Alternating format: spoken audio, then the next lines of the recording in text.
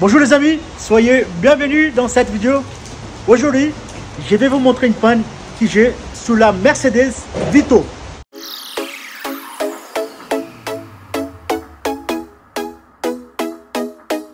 Là, j'ai une panne de manque de puissance sur cette voiture. Donc le client il m'a amené donc ce matin dans mon garage. Ça rentre dans mon garage aujourd'hui même. Il m'a dit qu'il est passé dans d'autres garages. Ils ont remplacé le turbo déjà, le EGR. Donc voilà. Donc c'est un moteur V6, donc voilà, c'est un moteur quand même assez costaud là-dessus.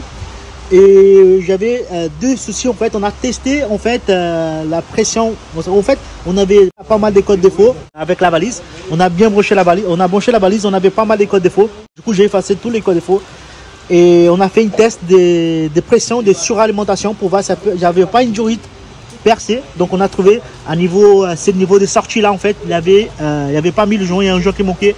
Donc cette sortie là de la pipe EGR, on a mis le joint. Malgré ça, j'avais toujours le code défaut. Et si vous êtes nouveau dans cette chaîne, je vous invite à s'abonner. Laissez-moi votre like, laissez-moi votre commentaire juste en dessous de cette vidéo. Donc voilà, là ce que j'ai fait, j'ai branché la valise. On a branché la valise diagnostic et on a été voir tous les codes défauts qui apparus. Donc voilà, là on est en train de refaire une lecture des codes défauts.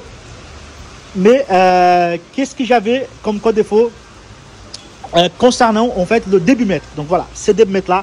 Donc là c'est mon filtre à air en fait que j'ai déposé ici, le débutmètre. Qu'est-ce que j'avais en fait quand j'ai déposé le débutmètre? J'avais beaucoup de la saleté en fait qui était là-dessus. Donc on avait la saleté qui était là-dessus. Donc du coup on a fait un nettoyage, on a bien nettoyé le débutmètre. On n'a même pas remplacé, on n'a pas besoin de remplacer, on a nettoyé, on a effacé le code défaut et du coup on a retrouvé la puissance moteur. Donc voilà, c'est un débutmètre comme ça. Il était en panne, il était sale en fait, il y avait beaucoup de saleté là. C'est pour ça qu'il y avait une manque de puissance, comme ça n'avait pas le turbo. Donc voilà, donc là on a fait ce nettoyage, on a effacé le code défaut avec la valise diagnostique et là ça repartit de nouveau. Donc voilà, donc c'était bien ça. Le véhicule a retrouvé sa puissance, il peut repartir. Donc déjà si ça vous arrive, ouais, faites déjà votre diagnostic. Je vous laisse juste en dessous de cette vidéo une valise diagnostic, un scanner. Ça vous permet déjà de faire vos diagnostics et faire vos premiers contrôles avant d'aller au garage. Donc voilà, c'est une panne quand même assez simple, mais il faut le connaître. Donc voilà les amis, j'espère que vous avez bien aimé cette vidéo. Je vous invite à s'abonner dans cette chaîne.